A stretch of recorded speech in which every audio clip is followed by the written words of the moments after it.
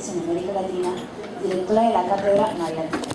En 1985 publicó la primera edición de su libro Mujeres Peruanas, el otro lado de la historia, que fue presentado por Alberto Taure del Pino y Magda Portal en el Salón de Grado de la Universidad Nacional Mayor de San Marcos, y posteriormente considerado como uno de los mejores libros de historia escritos ese año.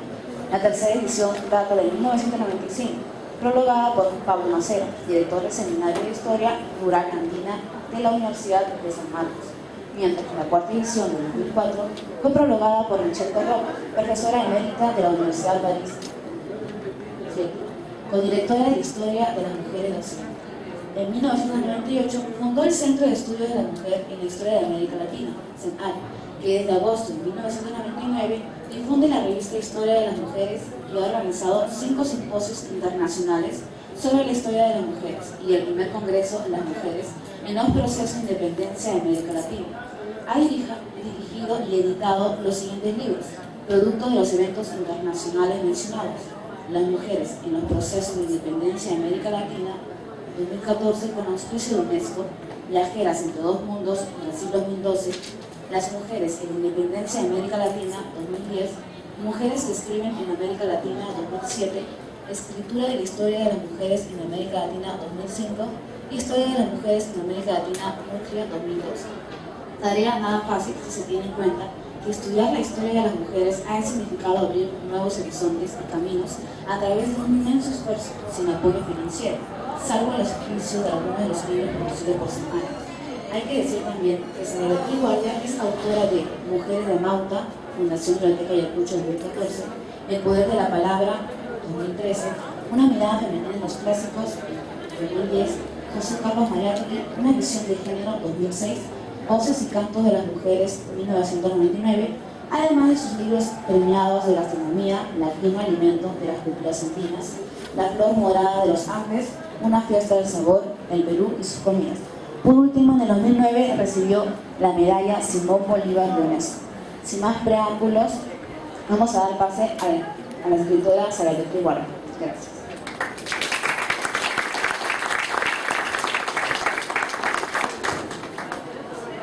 Doctora Marta Chávez Lasarte, presidenta de la Comisión de Gobierno de la Facultad de Humanidades; licenciado Carlos Flores Soria, director de Escuela de Historia; y para todos los queridos estudiantes, Medalí, Stephanie, Axel y Emanuel, a los que he tenido algunas veces en la casa y con quienes he conversado y a quienes felicito por esta labor y este trabajo que han realizado. Es el primer simposio que están, el primer encuentro que están realizando.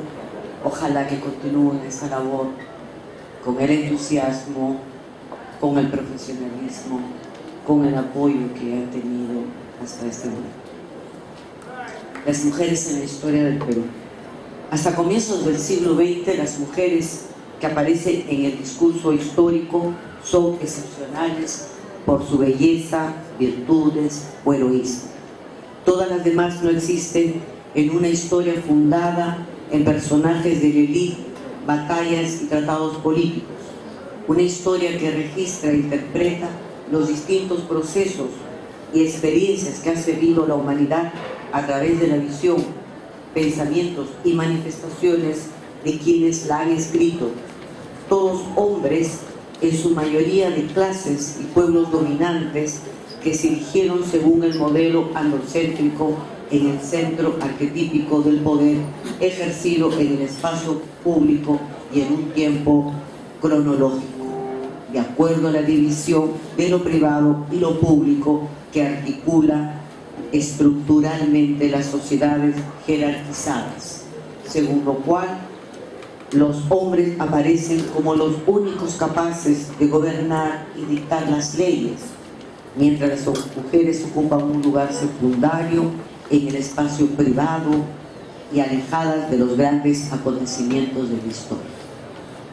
El cambio en la historia oficial recién se inicia en el siglo XVIII, cuando el espacio privado comenzó a configurarse separado del ámbito del poder político, hecho que constituye un punto de partida de la visibilidad de las mujeres, puesto que una historia que solo enfoca la esfera pública, entendida como el espacio de las relaciones de poder político y económico significa una mirada de los hombres hacia los hombres. Aquí las huellas públicas y privadas de las mujeres quedaron borradas, silenciadas en los archivos públicos, invisibles para la historia. Varios factores posibilitaron el cambio. La Ilustración, que planteó en que la razón y la educación constituyeron ejes fundamentales, el liberalismo, que planteó la igualdad, aunque sin concretar su propuesta durante la Revolución Francesa, cuando las mujeres demandaron que la Declaración de los Derechos del Hombre y del Ciudadano las incluyera. Sin embargo, el principio que la igualdad, la libertad y la autonomía son comunes a todos los seres humanos significó y posibilitó la organización de las mujeres. Pero habría que preguntarse, entonces, si las huellas han sido borradas, si no existen en los archivos, si solamente han sido retratadas por los hombres, ¿cómo podemos conocer sus formas de vivir la cotidianidad e interpretar sus pensamientos, emociones y acciones? ¿Cómo aproximarnos a los hechos que originaron cambios desde las mujeres? En definitiva, ¿qué sabemos de ellas si hasta los pelos rastros provienen de la mirada de los hombres que gobiernan la ciudad, construyen su memoria y administran sus archivos? Como dice Michel Perrault, no se trata de llenar un casillero que ahora está vacío con nombres, con rescate de mujeres y de situaciones. Esa no es la historia de las mujeres. La historia de las mujeres significa modificar el conjunto con la inclusión de las mujeres como sujetos históricos. ¿Y qué significa un sujeto histórico? Significa alguien capaz de transformar una realidad y con ello producir acontecimientos históricamente relevantes. Un acontecimiento importante en esta perspectiva ocurrió en 1929, cuando Marc Bloch y Lucien Febvre fundaron en París la revista Anales de Historia Económica y Social, que transformó el concepto de la historia al priorizar una historia social que incluía mentalidades, vida cotidiana, costumbres, familia, sentimientos y subjetividades colectivas. Hasta entonces, por ejemplo, se había ubicado a la familia en la esfera privada, separada de otro tipo de relaciones, lo que contribuyó a perpetuar una ideología de la domesticidad y promover la invisibilidad de las mujeres como trabajadoras. Este no es un hecho solo que ocurre en el 29 en Francia. En ese mismo periodo, las historiadoras inglesas fundaron la Conferencia de Mujeres Historiadoras de Berkshire, buscando influir en la muy poderosa American Historical Association dominada por los hombres. Pero más allá de permear y de entrar a esta asociación y a estas instituciones, lo que plantearon las historiadoras inglesas fue estudiar el pasado de las mujeres a través de los ojos de las mujeres. Data de 1933 el planteamiento pionero de la historiadora norteamericana Mary Read Berg en su libro América a través de los ojos de las mujeres. ¿Qué idea tenían de las mujeres de sí mismas? ¿Cómo veían su presencia en la sociedad? ¿Cómo eran percibidas por los hombres? Fueron algunas de las interrogantes que esta obra intentó responder utilizando como fuentes los diarios, las novelas y la correspondencia personal. En 1945, el historiador inglés William Schultz incluyó un capítulo dedicado a las mujeres en su libro Este es el mundo y la civilización de América Latina. Y en 1945, nuevamente Mary Read publicó La mujer como fuerza en la historia. Otro aporte muy importante en esta somera explicación que les estoy dando de los hitos que marcan el cambio de la historia, es el libro de Simone de Beauvoir, en 1949, que influyó de manera relevante y que constituye el ensayo feminista más importante del siglo XX. Para Simone de Beauvoir, la historia de las mujeres y análisis de la condición femenina, y lo apunta claramente, y a partir de ahí se produce un cambio, requería de una antropología estructural y de una historia entonces inexistente. Es decir, en el 50 la historia, a pesar de estos aportes, es inexistente. ¿Qué pasa en América Latina? En América Latina, la intensa movilización social y política en favor de los derechos civiles, la justicia social y la autodeterminación de los pueblos y la independencia política y económica que se produjo en la década de 1960 posibilitó el cambio en el discurso de la historiografía tradicional. En este proceso, que es bien un dato muy importante, la historia social cambió su dirección, dirigida entonces a grupos marginales o carentes de poder, donde están entre los que se encuentran las mujeres. El reconocimiento de un campo histórico femenino cobró impulso primeramente en México, cuando en 1984 se impartió por primera vez un seminario de la participación de las mujeres. También hay un taller muy importante en la UNAM, y luego el Colegio de México, una institución muy importante, hace en 1985 el primer simposio sobre historia de las mujeres de México. Y en 1985 Asunción Labrín publicó Las mujeres latinoamericanas, perspectivas históricas, obra que marcó una etapa en los estudios de la historiografía de las mujeres. Poco después, en 1986, se impartió otro curso en Uruguay, otro curso en Argentina. Esto es hasta el 85. ¿Qué pasa en el Perú? 4 libros anteceden los estudios de historia de las mujeres. Rebeca Carrión Cacho publicó en 1923 La mujer y el niño en el antiguo Perú. Elvira García en 1924, La mujer peruana a través de los siglos. Y Judith Prieto de Segarra, Así hicieron las mujeres en Perú, en 1965, y María Castorino, Evolución femenina, una mujer extraordinaria, en 1961. A partir de la década de 1970, la orientación de la historia tuvo un notable giro hacia la historia social. Élites, criollos, mestizos, comunidades campesinas, iglesia, historia agraria, tenencia de la tierra, producción, fuerza de trabajo, historia económica, minería, obrajes, historia demográfica, lo que permitió un relato mucho más objetivo de las diferentes etapas que ha seguido el proceso de la historia del Perú. Posteriormente, el desarrollo de la etnohistoria andina significó un intento sistemático por explicar la originalidad y particularidad del pasado de estas sociedades y un cambio de la visión que se tenía hasta entonces de la organización prehispánica, sobre todo de su economía y los términos de reciprocidad, dualidad y redistribución en la organización inca empezaron a ser utilizados en nuevas lecturas de las crónicas y de los documentos españoles.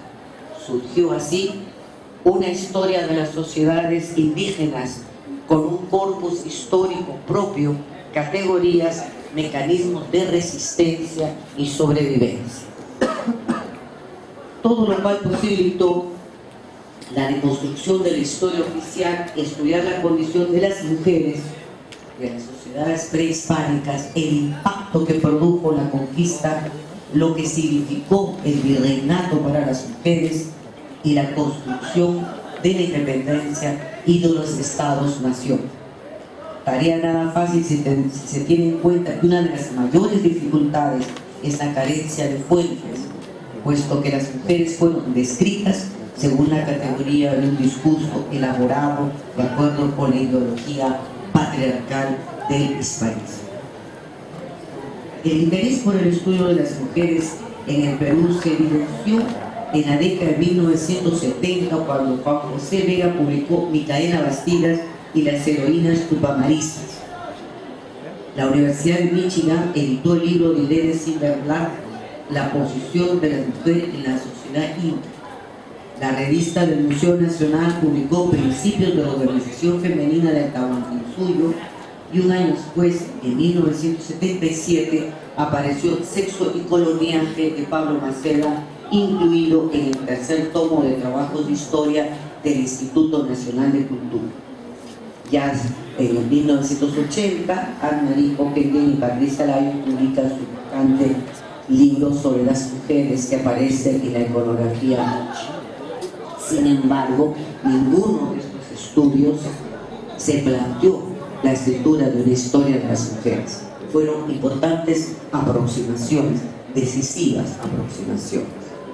A quienes corresponde el primer lugar en abordar específicamente el tema es a Pablo Maceda y a María Rostodowski.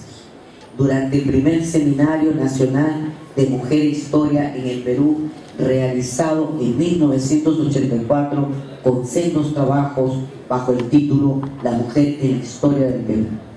En 1985 también apareció la primera edición de mi libro Mujeres peruanas, el otro lado de la historia. Primer intento de analizar y estudiar la historia de manera integral y desde una perspectiva de género. La carencia de fuentes y de un objetivo que apenas vislumbraba entonces fueron los retos más difíciles a resolver durante los años de larga, ardua y difícil investigación en busca del dato que permitiera reconstruir esta historia. La segunda edición es de 1986, la tercera del 95, la cuarta del 2002 y la quinta, que la tienen ustedes acá, del 2003. También en 1985 se publican trabajos muy importantes. Por ejemplo, 2 artículos de María Emma Manarelli sobre la Inquisición y mujeres, las hechiceras en el Perú durante el siglo XVII. La mujer en el Perú prehispánico de María Rostodowski. Un año después también María Rostodowski publicó Las mujeres en la sociedad prehispánica. En 1989 publicó doña Francisca Pizarro, Una ilustre mestiza. Ese año Carolina Carlesi publicó Mujeres en el origen del movimiento sindical, crónica de una lucha de Huacho. En 1990 Irene Silverberg, Luna, Sol y Brujas y clases en los árboles. Prehispánico. Marisa Villavicencio, que está acá con ustedes y que va a continuar con la exponencia de la mañana, publicó un artículo, un libro en 1992 que para mí abre las puertas de manera muy interesante al estudio de las mujeres. Y vean el título premonitorio de Marisa: Del silencio a la palabra, mujeres peruanas en los siglos XIX y XX. Como vemos, este silencio se había empezado ya a romper en la década de 1990. En 1997 había cobrado importancia el análisis crítico de desarrollo y participación de las mujeres en la historia y el esfuerzo por reconstruir el pasado femenino.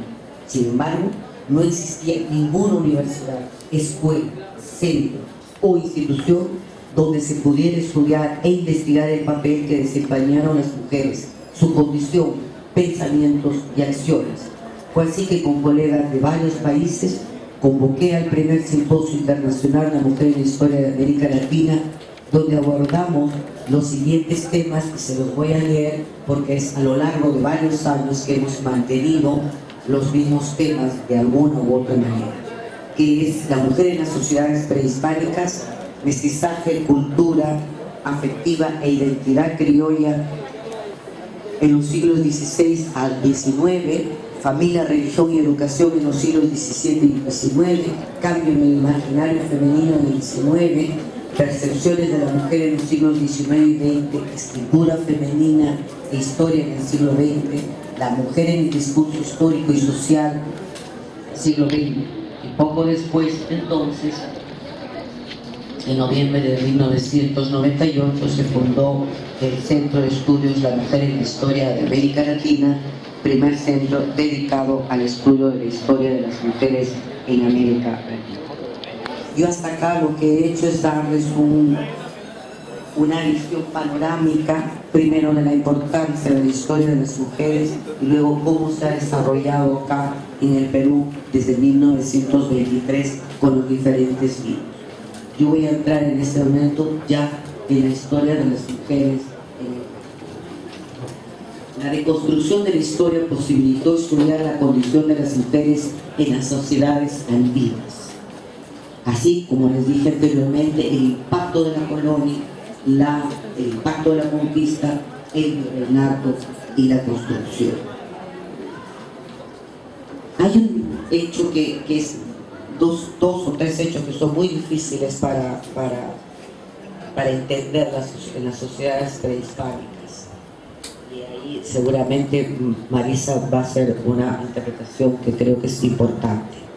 Yo considero que la carencia de escritura en los Andes, el escaso conocimiento que tuvieron los españoles del idioma quechua, lo cual según Garcilaso era la causa de que el indio entendiese mal lo que el español preguntaba y el español entendiese peor lo que el indio respondía, se añade a este desconocimiento del idioma la visión patriarcal, pero además de patriarcal, la visión eurocéntrica que tenía España, según la cual los valores universales son los valores europeos.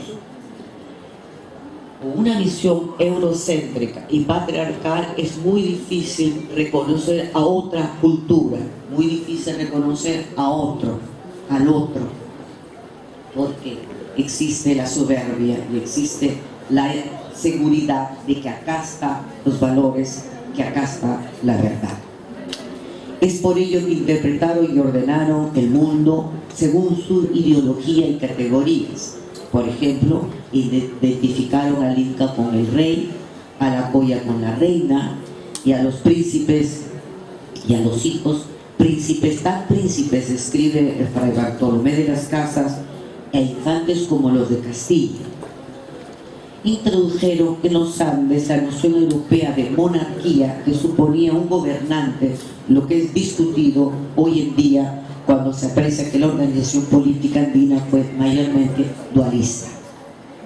La mirada de los cronistas tuvo además un sesgo de inferioridad hacia los indios, a quienes consideraron idólatras, independientes, infantiles, salvajes. Y así como la tradición intelectual les negó un lugar en la historia a los pueblos colonizados, también lo hizo con las mujeres. Se trata de relatos que narran la conquista y la colonización desde una forma particular de pensar la historia con valores e intereses de una historiografía que no veía a las mujeres, y donde la condición de las mujeres indígenas fue interpretada de manera confusa, incorrecta y parcializada. Y solamente cuando podemos leer los libros de los cronistas indios como Tito Cusi Yupanqui, Santa Cruz Pachacuti, Huamampoma de Ayala, encontramos otra historia, una historia diferente. Aquí la mujer aparece como portadora de vida y de alimentos. Si bien Huiracocha, el dios Sol, fue adorado como el supremo hacedor del universo, el culto a la Pachamama o Madre Tierra constituyó un elemento central en la vida de la sociedad andina, mientras que Mamá Quilla, la luna, fue reverenciada como la Madre Universal. Igual connotación tuvo el culto al mar, que también era una diosa femenina, es decir, las mujeres detentaron un poder mítico y simbólico, pero además las Collas, esposas principales del Inca, cumplieron una función política y económica importante, sin olvidar que varios repartimientos estuvieron gobernados por mujeres caciques. En la sociedad inca la división del trabajo no fue muy rígida en lo que se refiere a la producción agraria y textil. Además, su participación en la producción textil estuvo en concordancia con el significado particular que tuvo el tejido en el mundo andino. No solo se lo utilizó en la confección de la vestimenta útil para el pueblo, los sacerdotes, los guerreros y la nobleza, sino que tuvo un sentido mágico religioso al constituirse en el símbolo de la derrota en las contiendas militares y elemento clave en las ceremonias mortuorias. Todo ello obedecía a la concepción de dualidad andina, que fue una forma de concebir el mundo totalmente diferente porque está conformado por unidades contrarias, desde la tierra hasta las aldeas, pasando por el cuerpo humano, los animales y las plantas. Se entiende que todo tiene dentro de sí principios que luchan entre sí y que a la vez se complementan, ya que la existencia de cualquiera de ellos es condición para la existencia del otro. Esta multitud de oposiciones binarias consiguen en conjunto un equilibrio dentro del cual la vida es posible. El equilibrio no es, por supuesto, permanente. Es también importante analizar el impacto que produjo la conquista en las mujeres una vez instaurado el virreinato y lo que significó adecuarse a un sistema social complejo y pleno de contradicciones, en cuya base el fraccionamiento, la ruptura de la cultura nativa y el proceso de transculturización tuvieron como marco la opresión y la violencia. No se puede entender la construcción del virreinato sin entender que fue violento, muy violento. Durante el virreinato, la ideología feudal hispana jugó un rol decisivo en relación a la mujer, sin contar que en el primer periodo de la conquista los españoles no trajeron a sus mujeres. La inmigración de las mujeres españolas hacia América Latina está registrada a partir del siglo XVI de manera muy escueta. La travesía por mar y la epopeya que constituyó para estas mujeres llegar al Nuevo Mundo figura en el Archivo General de Indias en los 6 primeros tomos del libro del Catálogo de Pasajeros de Indias de 1509 a 1579, donde se advierte, es un dato muy importante para entender la situación de las mujeres indígenas, que en 70 años llegaron al virreinato del Perú 7.451 mujeres, es decir, solo un promedio de 106 mujeres al año. Esto evidencia, además, el fracaso de la corona española en su intento de impulsar los reagrupamientos familiares, otorgando indios y tierras a los casados españoles y amenazándonos con quitarles todo si no traían a sus mujeres, incluso fijando altísimas tasas, fianzas de 2.000 pesos de oro y más a los casados que venían solos. Fenómeno social que indica que también la conquista y colonización repercutieron en la sociedad española al originar un dislocamiento familiar en un número considerable de mujeres que se vieron en España obligadas a ser jefes de familia. En el 2002, cuando dirigí el segundo simposio de las mujeres en la historia de América Latina, fue publicado por la Universidad de Murcia, por la Facultad de Educación de la Universidad de Murcia, y fue estudiado para que las historiadoras españolas vieran ese otro lado, que no solamente vieran lo que estaba pasando con las mujeres españolas que vinieron acá, sino que pasó con las mujeres que vivían acá, que fueron desplazadas al no venir, al no producirse reagrupamiento. Es una historia de dos miradas que debe ser vista de esa manera, pero principalmente por nosotros desde aquí. Según los libros notariales, desde fines del siglo de la década de 590, la forma de unión común en la colonia fue el concubinato, lo que significó una forma de opresión socioeconómica, étnica y de género, puesto que el amancebamiento, la regla general, en el amancebamiento, la regla general era que el hombre pertenecía siempre a una casta o capa social más elevada que la mujer. La mujer era utilizada sexualmente de manera clandestina y los hijos que nacían de estas uniones se les consideraba ilegítimos y no podían ingresar a determinados colegios, ni ocupar cargos, ni casarse con quien quisiera. No es casual entonces que el mayor índice de mortalidad materna fuera ocasionado por prácticas abortivas. No obstante, esto es un dato muy importante para que se vea el doble código, no obstante que el aborto estaba prohibido por disposición del Papa Sixto IV y Gregorio V, y que según el Concilio de Iberri se negaba a la madre y a sus cómplices la absolución en artículo de muerte, el abandono de los recién nacidos fue un acto comprensible por los tratadistas de la época, que llegaron a considerar como un derecho innegable en determinadas circunstancias. ¿Y cuáles son esas circunstancias? Que permitían abandonar niños recién nacidos cuando eran ilegítimos. José Méndez la Chica, abogado de la Audiencia de Lima, sostuvo en 1802 que los casados, personas de honor o de extraño fuero, donde están los sacerdotes, podían legítimamente abandonar a sus hijos si los amenazaba la infamia o el deshonor. O sea, el honor era masculino. El honor se rompía si es que ellos dejaban, ellos tenían un hijo ilegítimo. No importaba si este niño era abandonado, no importaba el deshonor para las mujeres. Las mujeres vivían sometidas a un ordenamiento jurídico corporativo en lo que respecta a matrimonio y familia, mientras que la Iglesia ejercía otras funciones desde una perspectiva moral y espiritual que reforzaban el control de su conducta y comportamiento cotidiano y social. Eran en sus roles históricos actores y objetos, y sus vidas personales y sociales oscilaban entre un extremo y otro. Y es precisamente en esta variación y complejidad de este movimiento pendicular que hay que estudiarlas como sujetos históricos en el marco de una historia social que tome en consideración el papel que desempeñaron. En esta perspectiva, el estudio de instituciones virreinales y su cuerpo jurídico, civil y eclesiástico es importante en la historia de las mujeres, porque es a través de la normativa que regía la vida familiar, matrimonio y heredades que podemos seguir su huella.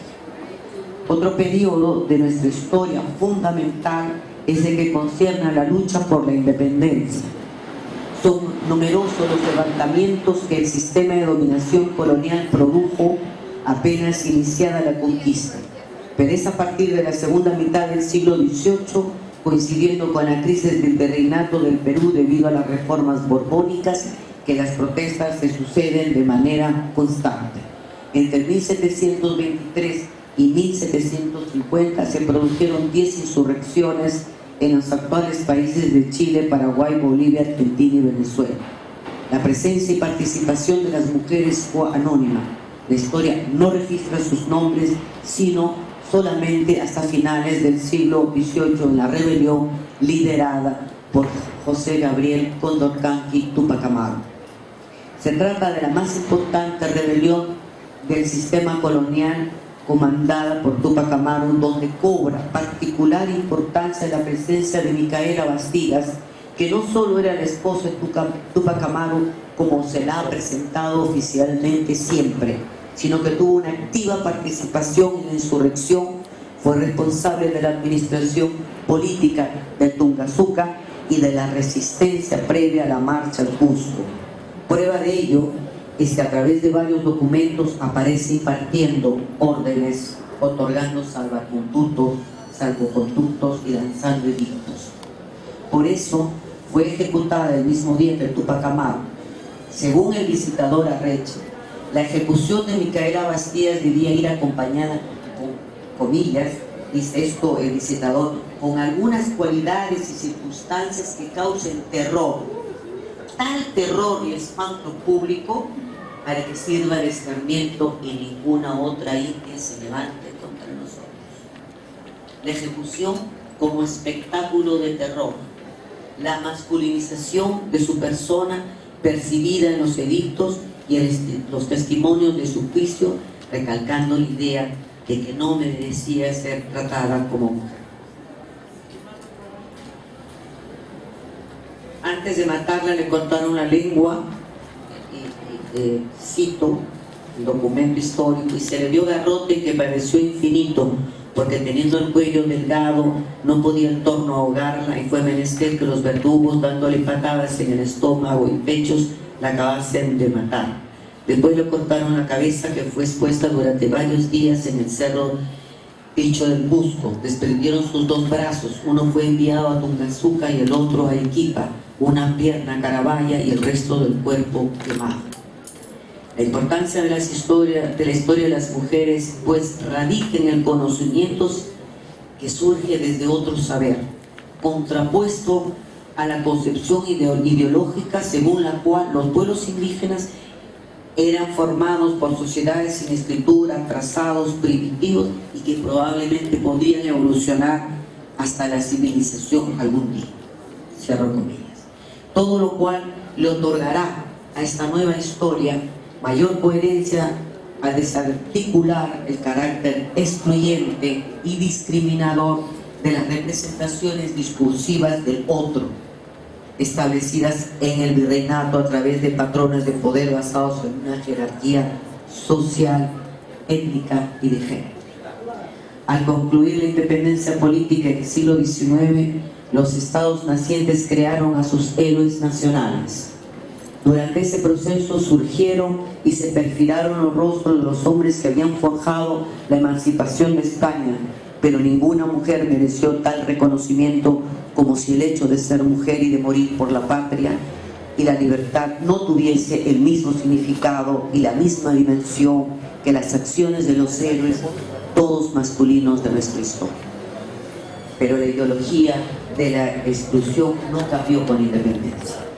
No aseguró el fin de las guerras civiles ni las tensiones sociales y étnicas. La concentración del poder por los criollos en gobiernos débiles dominados por el caudillismo, donde los indios y los negros no tuvieron derechos, tampoco las mujeres. La primera constitución política del Perú, escrita por Bolívar, estipula en el artículo 14 que los requisitos para ser ciudadano son ser peruano, casado, mayor de 25 años, saber leer y escribir, tener empleo, industria o profesión, o profesar alguna ciencia o arte. Y como las mujeres, en su gran mayoría, no sabían leer ni tenían empleo, no tuvieron categorías de ciudadanas hasta casi 80-90 años después. Voy a terminar con una reflexión de lo que yo considero la historia de las, así como se lucha por el sufragio, se ha luchado por el sufragio y hay tantos derechos por los cuales las mujeres hemos luchado. Yo considero que la lucha por la historia de las mujeres es un derecho ya conquistado. Lo que hay que hacer es hacer valer ese derecho conquistado. La reconstrucción del pasado femenino supone un cambio de paradigmas, reformular las categorías del análisis histórico y por lo tanto reescribir la historia desde una alternativa contestataria con nuevos modelos interpretativos. En buena cuenta, asumir la historia social desde una perspectiva que considere que las relaciones entre los sexos son construcciones sociales y que la dominación masculina es una expresión de la desigualdad de estas relaciones y en consecuencia producto de las contradicciones inherentes a la formación social. Se trata de una historia que utilice todos los métodos y enfoques de que disponen los historiadores, con inclusión de la biografía, la historia cultural, antropología, economía, política, historia de mentalidades, de las ideas, la tradición oral y los métodos preferidos de la historia social, tales como el estudio de la movilidad, de la demografía histórica y de la historia de la familia. Solo así, recurriendo a las más variadas fuentes para poder captar y reconstruir una realidad heterogénea, será posible estudiar las experiencias femeninas de todos los grupos sociales y los factores diferenciales que las afectan. Para Jacques Derrida, hay que reemplazar la lógica tradicional practicada en las ciencias sociales por una nueva manera femenina de abordar el pensamiento crítico, siguiendo, como señala Scott, una lógica de investigación diferente a la aplicada en la historiografía tradicional, es decir, reescribir la historia desde una perspectiva femenina, plantear nuevas formas de interpretación, revisar conceptos y métodos existentes con el fin de convertir a las mujeres en sujetos históricos, reconstruir sus vidas en toda su diversidad y complejidad, inventariar las fuentes con las que contamos y dar un sentido diferente al tiempo histórico, subrayando lo que fue importante en sus vidas. Para ilustrar la importancia que tiene la historia de las mujeres, Gertrude Lerner muestra a través de una interesante imagen donde está el kit del asunto. Pensemos, dice, que hombres y mujeres viven en un escenario en el que interpretan el papel de igual importancia que les ha tocado.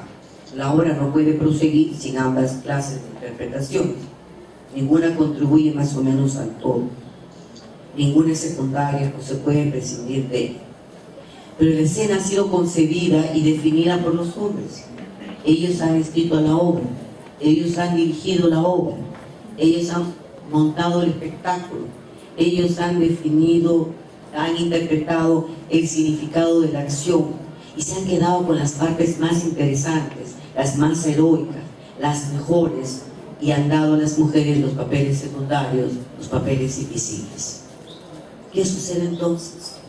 Cuando las mujeres se dan cuenta de esto, reclaman y logran que se las consideren papeles de importancia, aunque tengan que pasar por el examen de calificación de los hombres, que obviamente eligen a las más dóciles y a las que mejor se adecúan al trabajo que ellos determinan. En tanto castigan con la exclusión a las que se arrogan el derecho de representar su propio papel, su propia historia, sus propios pensamientos. Ese es el horror, dice Gertrude Lerner. Lo que las mujeres tenemos que hacer es escribir el argumento, intervenir en el escenario de la obra, en la interpretación de los papeles importantes y en aquellos que prefieran y consideren útiles. Requerimos pues una historia que recoja todas las voces y que permita hablar al subalterno, no a través de la élite ni de las construcciones, aunque esto resulta especialmente problemático al tratarse de la mujer, más aún si es pobre, india o negra. Hay que aprender a dirigirse al sujeto históricamente mudo de la mujer subalterna en lugar de escucharla o de hablar de ella. Muchísimas gracias.